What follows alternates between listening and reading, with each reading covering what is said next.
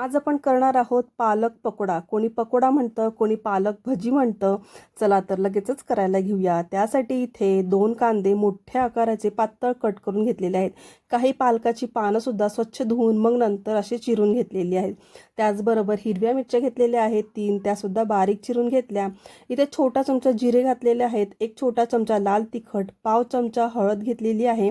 त्याचबरोबर 1 छोटा चमचा धना पावडर घेतलेली आहे आणि चवीनुसार आता मीठ घालायचं आहे यामध्ये आणि भरपूर अशी कोथिंबीर घालायची.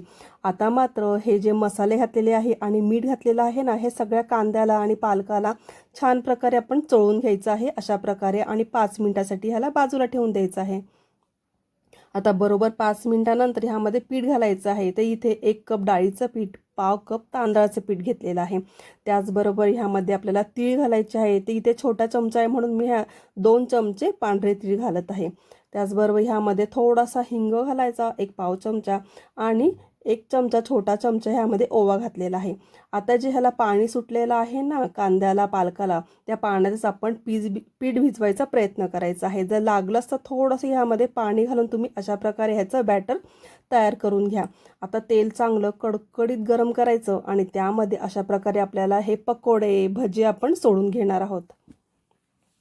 आणि आता मात्र इथून पुढे मस्तपैकी गोल्डन रंगावर आता आपण ह्याला छान तळून घेणार आहोत.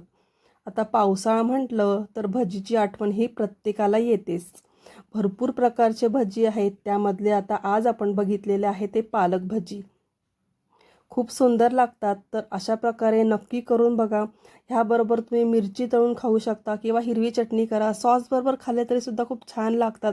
काहीच नसलं तर चहा करायचा मस्त कडक गरमागरम आणि अशा प्रकारे भजी करायचे आणि एन्जॉय करायचा. खूप सुंदर लागतात. तर तुम्हीसुद्धा केल्यावर मला सांगा कसे झाले ते. तर आता मस्तपैकी आपले हे बघा भजी सुंदर असे तळून झालेले आहेत. ते आता प्लेटमध्ये काढून घेऊया. आता गरमागरम आपले भजी रेडी झालेले आहेत. सॉसबरोबर छान एन्जॉय करूया. तर तुम्हीसुद्धा अशा प्रकारे भजी करून बघा. कसे झाले मला कमेंटमध्ये नक्की सांगा.